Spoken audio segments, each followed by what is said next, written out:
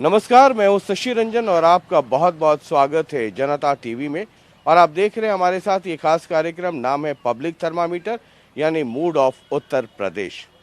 और इस सफर में हम पहुंच चुके हैं उस जनपद में, उस शहर में जो मोहब्बत का शहर है और हिंदू मुस्लिम एकता का शहर है, शहीदों का शहर है। जी हाँ, हम शाहजहांपुर पहुंच चुके हैं। और आप मेरे पीछे ये एक तख्ती देख सकते हैं। हमें गर्व है इन लोगों पर। ये शहीद वतन अशफाक उल्लाह खां साहब का अंदर मज़ार है। आगे उनका अपना पुश्तैनी घर भी है। यह आप देखिए, एक ब्रीफ हिस्ट्री उनके बारे में है। 22 अक्टूबर 1990 को जन्म हुआ और 1927 में उनकी मृत्यु हुई। भारतीय स्वतंत्रता संग्राम के प्रमुख क्रांतिकारी थे। उन्होंने काकोरी ट्रेन डकैती, जो बहुत ही महत्वपूर्ण रहा उस वक्त अंग्रेज़ों के खिलाफ लड़ाई में, उसमें महत्वपूर्ण भूमिका निभाई। ब्रिटिश शासन ने उनके ऊपर अभियोग चलाया और 19 दिसंबर सन 1927 को, महज 27 वर्ष की उम्र थी उनकी, फैजाबाद जेल में उन्हें फांसी पर की सूलियों पर चढ़ा दिया गया। पंडित राम प्रसाद बिस्मिल, वो भी एक बहुत ही बड़ा नाम क्रांतिकारियों का, वो भी इसी शहर से हैं। और अशफाक उल्लाह खान साहब और राम प्रसाद बिस्मिल साहब, इन दोनों की दोस्ती का हवाला दिया जाता है। राम प्रसाद बिस्मिल भी अशफाक उल्लाह खां की तरह उर्दू भाषा के नामचीन शायर थे। उनका उर्दू तसल्लुक, जिसे हिंदी में उपनाम कहते हैं, हसरत था। उर्दू के अतिरिक्त वे हिंदी और अंग्रेज़ी में लेख और कविताएं भी लिखा करते थे। उनका पूरा नाम अशफाक उल्लाह खां वारसी हसरत था। स्वतंत्रता संग्राम के संपूर्ण इतिहास में बिस्मिल और अशफाक की भूमिका निर्विवाद रूप से हिंदू मुस्लिम एकता का एक बेहतरीन उदाहरण है। आपको हम अंदर लेकर के चलते हैं और वहाँ पर अशफाक उल्लाह साहब का मज़ार है, वो देखिए। और उसके बाद यहाँ की फ़िज़ा में क्या है, और आज जिस तरीके से हम चुनाव लड़ते हैं, और वो दौर और वो ज़माना जब हम अंग्रेज़ों के ख़िलाफ़ लड़ा करते थे, तब में कितना फ़र्क हो गया है, आप खुद महसूस कीजिए। आइए आपको अंदर लेके चलते हैं और वो दिखाते हैं जहां वो 1927 या कह लीजिए वर्षों से वहां सोए हैं। आइए चलिए, ये हम आपको लेके चलते हैं। और ये अशफाक उल्लाह साहब खान साहब का मज़ार है। और ये वो लोग हैं जिनकी वजह से हमारा देश आज़ाद हुआ। ये वो लोग हैं जिनकी वजह से 14 तारीख को इस इलाके में लोग वोट डालेंगे। ये वो लोग हैं जिनकी वजह से दिल्ली, लखनऊ में सरकार बनती है। देश आज़ाद हुआ, हमारा अपना संविधान बना और अब हम दुनिया के सबसे बड़े लोकतंत्र हैं। लेकिन देश की आज़ादी में इन शहीदों का क्या जो रोल रहा है, जो कुर्बानी रही है, उसे आप भूल नहीं सकते।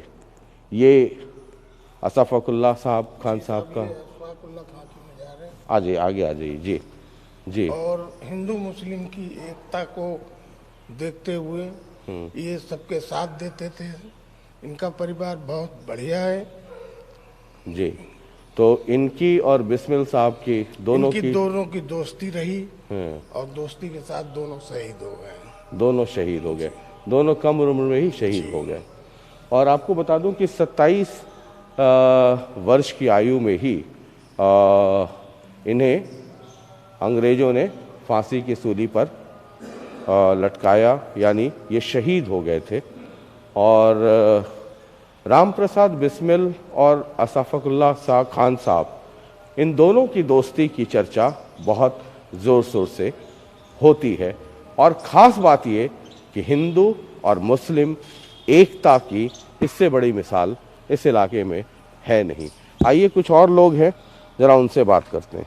चलिए, एक तो खान साहब और राम प्रसाद बिस्मिल, इनकी दोस्ती की बात हम कर ही रहे थे।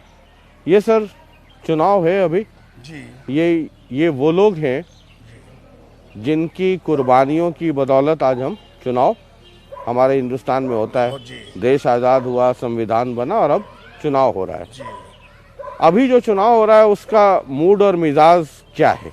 मूड तो ये है, अब समाजवादी की तरफ ज्यादा बढ़ रहा है जी। वजह उसकी वजह यही है कि आदमी परेशान है। देहात में गाय बहुत घूमती हैं, तो जानवर चर लेते हैं। अच्छा, जो गौ हत्या पे रोक लगी उसके बाद से जी। ठीक है। क्या है मूड सर? आपके यहाँ पिछली बार 6 सीटें हैं, तो 5 सीट पर बीजेपी आई थी, 1 सीट पर समाजवादी पार्टी। तो इस बार का क्या समीकरण आपको लगता है? सर पूरी 6 की 6 सीटें होंगी सर। किसकी? भाजपा की। जी सर। वजह उसकी? सर उनका काम, उनका विकास बहुत है सर। हाँ। काम और विकास पे वोट मिलता है या जात और धर्म पे नाम पे केवल मिलता है? विकास पे सर। उन्होंने विकास किया, हाँ। जातिवादी सब खत्म किया, विकास किया, गुंडागर्दी खत्म की। हाँ। सबका साथ सबका विकास लेके वो चल रहे हैं आगे सर। अच्छा, तो आपको लगता है कि? हाँ सर, 6 की 6 सीटें सर। अच्छा अच्छा, आपका शुभ नाम क्या हुआ? मेरा नाम राजेश यादव है जी। और आपका? जी आदित्य वाल्मीकि। अच्छा, तो आपको लगता है कि बीजेपी विकास करेगी? दोबारा आएगी सर। दोबारा आएगी। आपको क्या लगता है सर? सर समाजवादी। आपको समाजवादी लगता है, क्यों? क्योंकि इसलिए अभी पिछली बार भी उन्होंने अच्छा मतलब काम करा था, लेकिन अब काम के ऊपर सरकारें नहीं बनती हैं।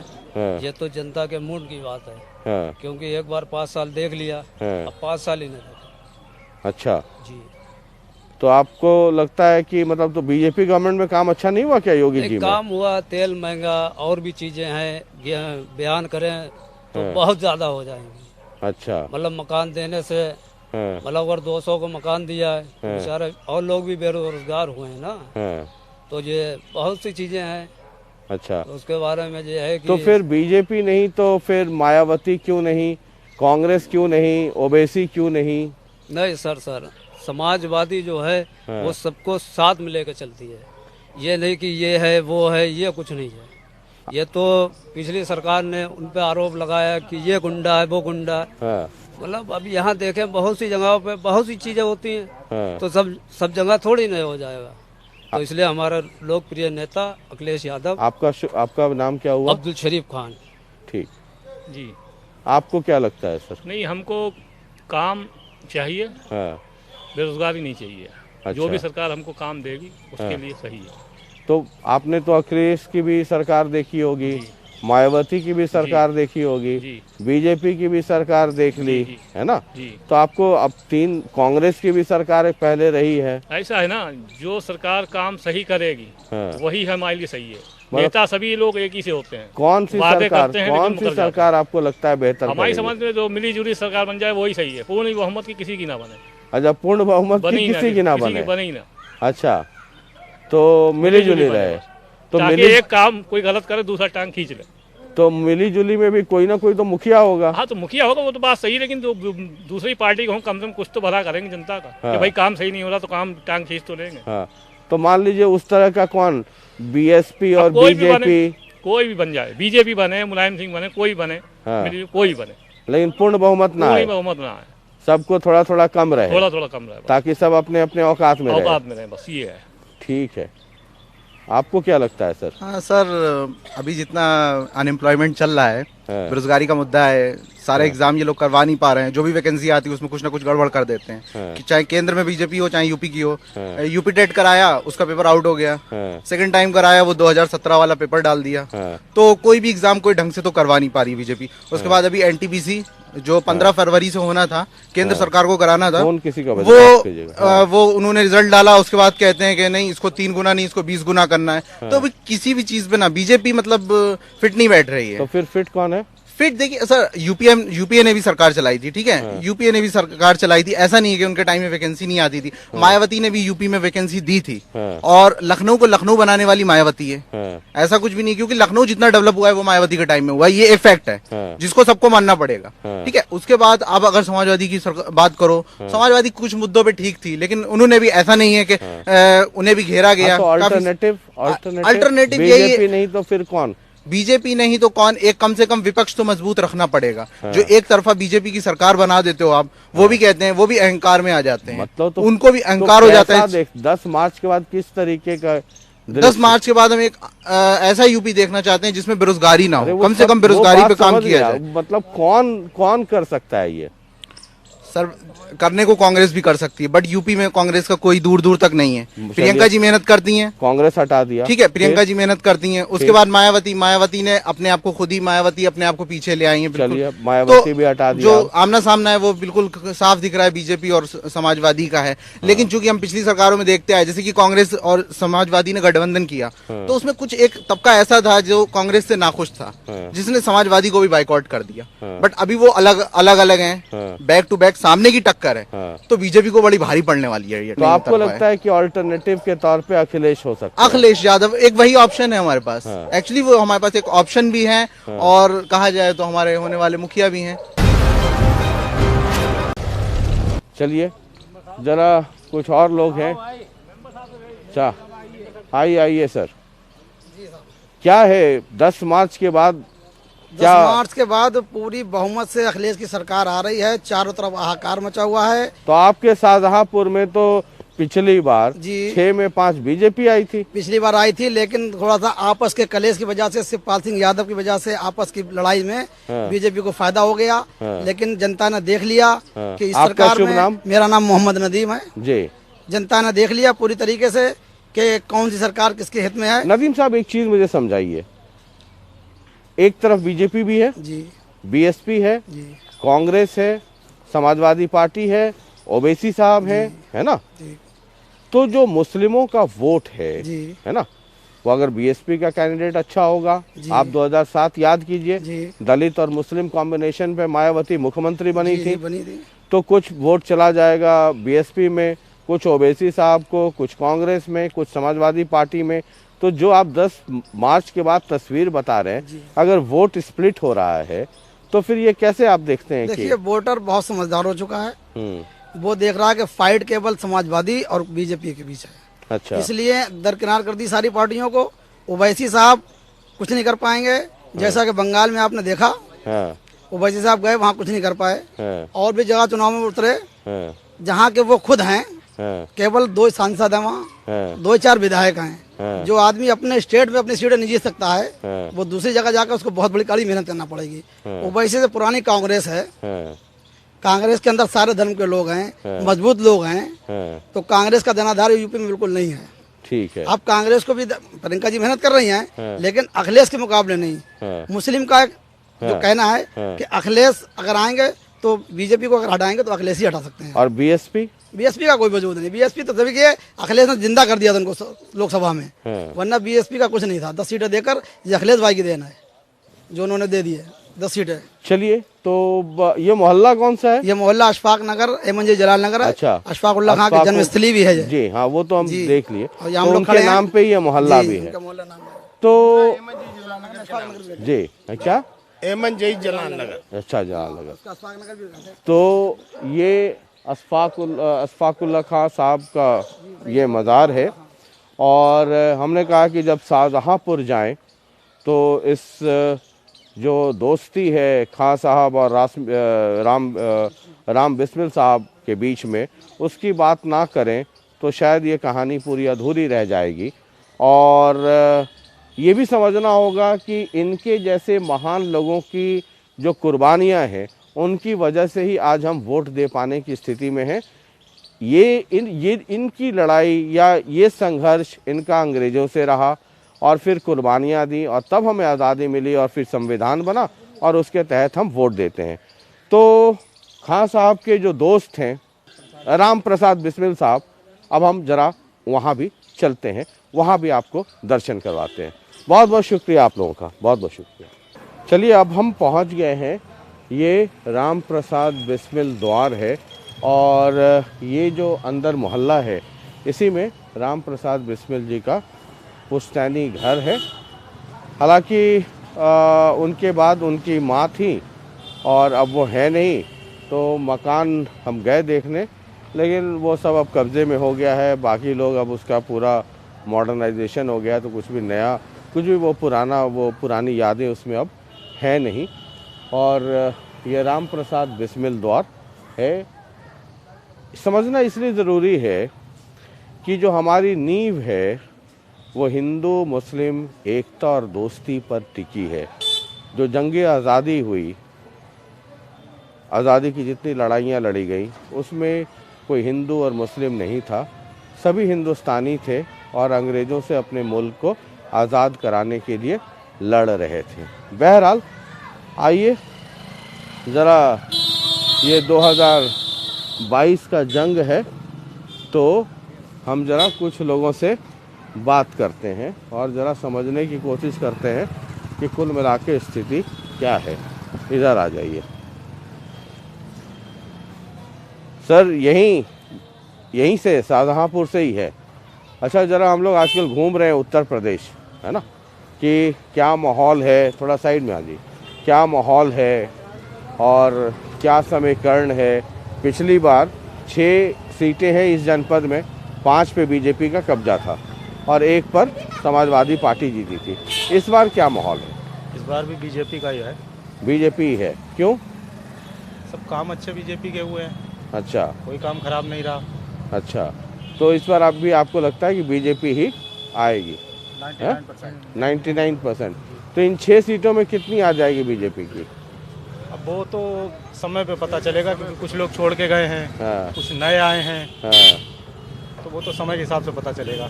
और फाइट किसके किसके बीच में है, मुकाबला? कोई पार्टी नहीं, एक तरफा फाइट है। खन्ना जी कभी हारे नहीं यहाँ से, अच्छा, तो एक तरफा ही रहेगी। तो एक तरफा ही है, हाँ? जी सर। चलिए, बहुत बहुत शुक्रिया, बहुत बहुत शुक्रिया। और ज़रा इधर, यहीं से हैं सर आप? हाँ, यहीं से। अच्छा, चुनाव हो रहा है जी। तो किस किस पार्टी के बीच में मुकाबला चल रहा है? मुकाबला 2 लोगों में चलेगा, किसमें? अखिलेश और कमल का फूल में चलेगा। अखिलेश और कमल का फूल। और ये बहन जी की पार्टी कांग्रेस, ओवैसी, इन लोगों का? अब इन लोगों को जो उनका सपोर्ट है उन्हें मिलेंगे। अच्छा, लेकिन लड़ाई जो है बीजेपी और अखिलेश में है, इनमें ज़्यादा है। तो ये शाहजहाँपुर में कौन आगे चल रहा है? इन तो सुरेश खन्ना चलेंगे। हैं? सुरेश खन्ना, बीजेपी है, बीजेपी आगे चल रही है। ठीक है सर, ठीक है। आप भी सर यहीं से? जी सर, यहीं से है। यहीं से हैं? हाँ? जी आपको क्या लगता है कि अगली सरकार बेहतर किसकी रहेगी? सर, अभी तो कुछ नहीं बता सकते हैं, हाँ, ये तो रिजल्ट जब आने के बाद ही मालूम चलेगा। अच्छा, जी। लड़ाई किनके बीच में है यहाँ पर? लड़ाई तो सर चारों लोगों की है, हम ये नहीं कह सकते किसी एक की है नहीं। अच्छा, हाँ चारों की है। जी। अच्छा, तो कोई आगे पीछे कुछ ऐसा? ऐसा सर कुछ नहीं है, ये हम अपने मन से नहीं कह सकते हैं अच्छा, कि एक कौन आगे कौन पीछे है नहीं। अच्छा, जी ठीक है। चाय के पास।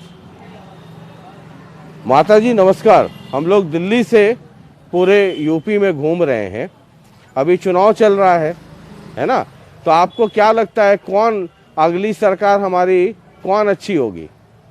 जो हो सो बढ़िया है। और कौन आपके दिल में क्या है, किसकी होनी चाहिए? योगी की, योगी मोदी जी की, अखिलेश की? इनसे अलग पूछ लेंगे। अखिलेश की, मायावती की, किसकी? हमारे सब बढ़िया है, हैं? और हमारे सब बढ़िया है। अच्छा, योगी जी कैसे हैं? कैसे का गला खवाई रहे उनका। हाँ, और अखिलेश? अखिलेश का दे रहे हैं? अखिलेश का दे रहे, अखिलेश नहीं दे रहे हैं कुछ। ठीक है, और का गला खवाए रहे। ठीक है। चलिए ज़रा आगे एक बार और देखते हैं। इधर कुछ यूथ, कुछ इधर लोग भी हैं चाय की दुकान पर, तो उनसे बात करने की कोशिश करते हैं और ज़रा ये समझते हैं। ये देखिए। नमस्कार सर। नमस्कार। अभी चुनाव है, 14 तारीख को वोट डालना है, 10 तारीख को रिजल्ट आएगा। तो यहाँ जय जयकार किसका होने वाला है? सुरेश कुमार खन्ना, कमल का फूल। कमल का फूल। और कमल के फूल की लड़ाई किससे? सपा से। सपा से है। ये बाकी बसपा बाकी सब गायब है। बाकी सब गायब है। हाँ? सब गायब। ठीक, यहीं से है सर? अच्छा, हाँ यहीं से है। अच्छा, बाहर से है। ठीक है, ठीक ठीक। क्या सर आपको क्या लगता है? बीजेपी बनेगी यहाँ तो, कोई बीजेपी के अलावा कोई है नहीं। कोई अब दूसरा कैंडिडेट ही नहीं बढ़िया है। सूरज खन्ना जी जीते। खन्ना जी काम बढ़िया है, सबसे मिलते हैं। हाँ। ये आदमी अच्छा काम करता है, सबको सुनते हैं, आते हैं, देखते भालते हैं, सही आदमी है। अच्छा। नेता तो है नहीं, नेता खिलाफ है। हाँ। किसी पार्टी में ऐसा कोई नेता है ही नहीं। बीजेपी अच्छा। है। बीजेपी है। और सरकार आ गई तो देश का बंटवारा हो जाएगा, समझ लो। कोई और सरकार अगर आ गई तो हाँ बदमाशी गुंडागर्दी बढ़ेगी और कुछ नहीं होगा। हाँ बीजेपी गुंडागर्दी नहीं है, कहीं घूमो आजादी से, आराम है। हाँ। औरतों के लिए बड़ी सुविधाएं हैं, अपने कहीं रात में नहीं तो कहीं कुंडल नुच रहे, कहीं उनकी जेब खिंच रही, पर्स खिंच रही, ये कुछ नहीं हो रहा। तो अब सब शांति है। सब बीजेपी। ठीक है, ठीक ठीक। Thank you. और जरा देख करके। और इधर है कुछ लोग, ये इधर चाय बना रहे हैं, लेकिन आप पहुँचूँ कैसे? अच्छा, आते हैं सर, उधर भी आते हैं। ये चाय तो बड़ी धकाधक चल रही है आपकी, है? बताइए। मतलब बताइए, ये क्या रहेगा 10 मार्च के बाद यूपी में? अभी क्या बता सकते हैं? क्या बताएं अभी? किसके बीच में लड़ाई है यहाँ? लड़ाई सपा और बसपा की है, बॉस के सपा की और बीजेपी की। सपा और बीजेपी है? तो आगे पीछे थोड़ा बहुत ऊपर नीचे देखते हैं क्या होता है। फिर भी आपका अंदाजा? 8 बार तो बीजेपी हो रही है यहाँ से।